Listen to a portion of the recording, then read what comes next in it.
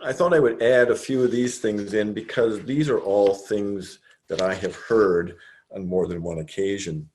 Um, the first that I certainly heard is the statement, "I'm too busy," um, and I think to me that implies a bit of an issue around time management and efficiency.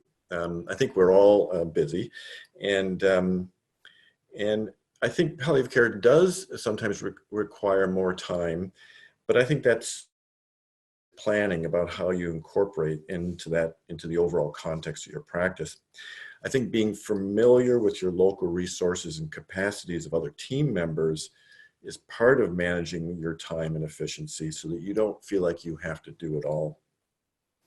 As I talked about earlier, Fred Burge talked about blood transfusion being an example of something where a palliative care specialist may be able to accomplish that more readily, and there it'd be very appropriate to ask them to do that. When someone says they're out of their depths more globally, my thought there is that there's really not a great deal of palliative care that's out of scope for primary care providers. And sometimes this suggests to me that there's a problem being clear about what the key issues are and what, in fact, the problems that need to be solved are.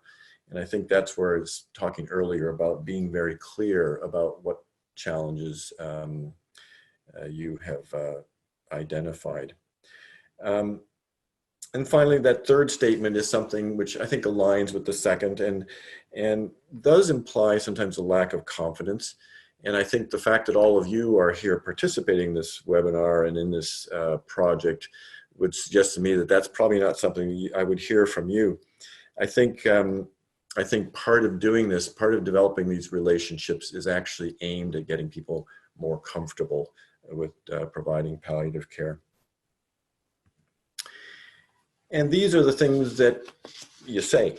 These are the things that when I hear statements like this from a primary care provider, I feel like I have a partner and that we're going to be working together. It's actually, I find that very exciting. I think that hearing statements like this for any specialist, whether it's palliative care or otherwise, builds a sense of respect and an understanding about our mutual roles and scopes of practice, and will engender a genuine desire for us as specialists to support family physicians. And at the end of the day, I think this is actually what will provide better care for all the patients in our community, and will end up with us feeling more positive and satisfied with the work that we do. So I think my take-home messages are pretty simple. It's first of all to recognize the triggers that you need help.